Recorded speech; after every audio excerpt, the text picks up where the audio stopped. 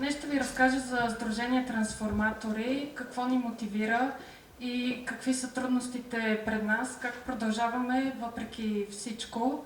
Сдружението е създадено през 2009 година, когато група млади архитекти излизат на Сергия, за да разберат от първа ръка какви са проблемите в градската среда и да разберат какво хората искат да се случва в техния град. Населението се концентрира изключително много в големите градове, което създава редица проблеми и отдалечава човекът от неговата естествена среда, природата. Затова е много важно как ние ще гледаме на градската среда, дали просто ще подминаваме проблемите или заедно ще работим за тяхното по-добро решение. Не е лесно да се трансформира средата, в която живеем, към по-добро, но най-важна е първата стъпка да споделяме идеите си, за да може да намерим самишленици. Защото когато човек не може да се справи сам с нещо, хората, които мислят като него, винаги ще му помогнат. И всъщност, когато работим в екип, проблемите са много по-лесно решими. Сдружението се стреми да работи с неправителствени организации, да създава практика, да работи с доброволци, като дава възможност на всеки да изяви себе си и да даде нещо от себе си. Всъщност, понякога с много малко неща, с много малка инвестиция може да се постигне голяма трансформация. Ние искаме да покажем на хората, че това зависи и от тях до голяма степен.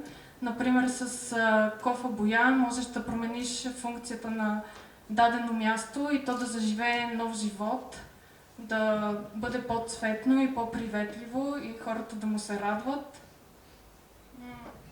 Също така, ние не се стремим да създадем нещо невиждано, просто искаме да покажем потенциала на дадено място и по този начин да предложим адекватни решения на проблема. Работата с студенти е много важна за нас, тъй като да ги изкараме от университета и те да работят в реална среда и да решават реални проблеми. Намесваме и най-малките, за да може да възпитаме в тях отношение към градската среда още от ранна детска възраст. Те понякога са пълни с идеи и ни вдъхновяват много.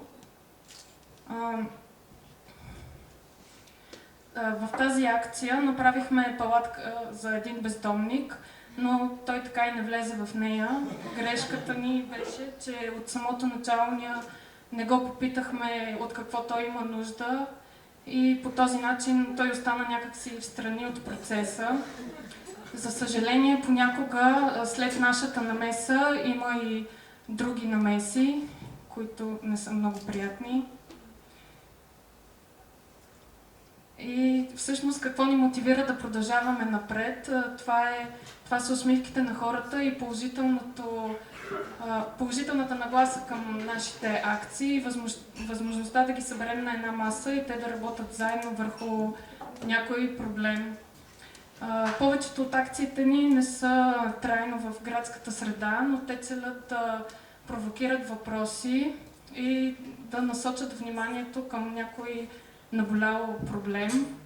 Някои от акциите ни са крещящи, но ние искаме да кажем на хората, че когато силно искат нещо и се работят за това, нещата се случват.